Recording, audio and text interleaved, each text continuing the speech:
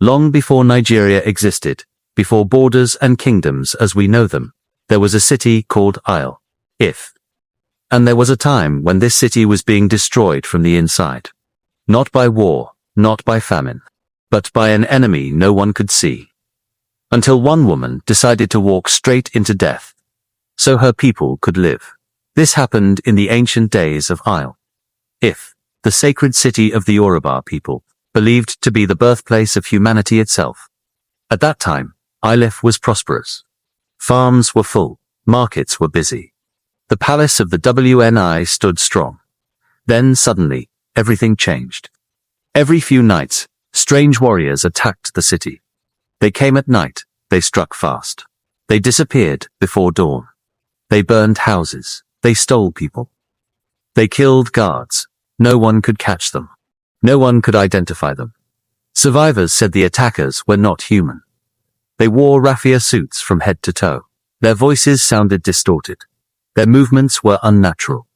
Some swore they floated instead of walking. People believed they were spirits. Fear entered Ife. Men stopped guarding at night. Mothers hid their children. Trade slowed. Even the warriors of Ife were afraid. At that time, there lived a woman named Moremi. She was not a warrior. She was not a priestess.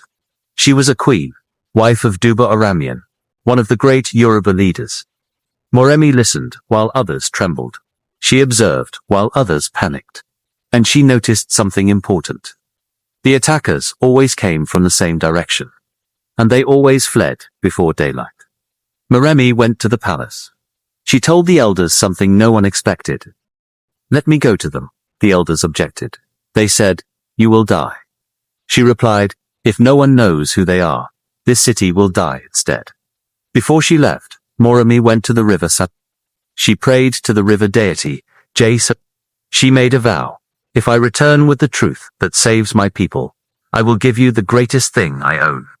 She did not yet understand what that promise meant. That night, when the attackers came again, Moremi did not hide. She ran toward them. They captured her.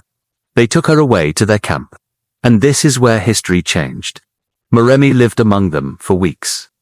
She watched carefully. She learned their language. And then she discovered the truth. They were not spirits.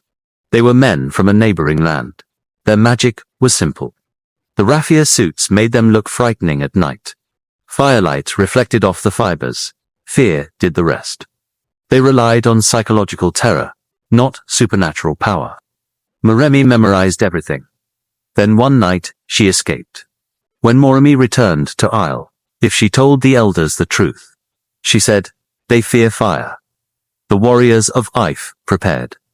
The next time the attackers came, the city was ready. Torches were lit. Flames were thrown.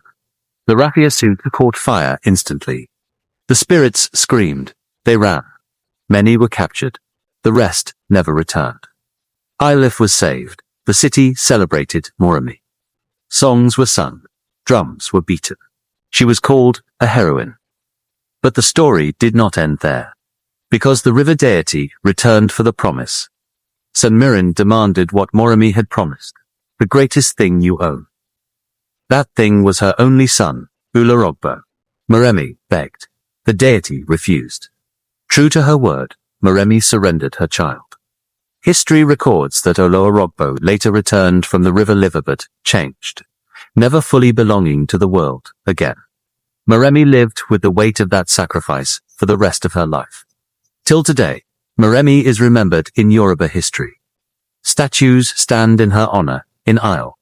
Festivals are held in her name, not because she was fearless, but because she was willing to pay the price others could not. In Yoruba history, we say, Gigboya K. Y ki awb. Rak goy. Ni lilo siwahu. B. Gibo. Rak kiwa. Courage is not the absence of fear. It is moving forward even when fear is present. And that is why Moremi Ajasoro is not a legend. She is history.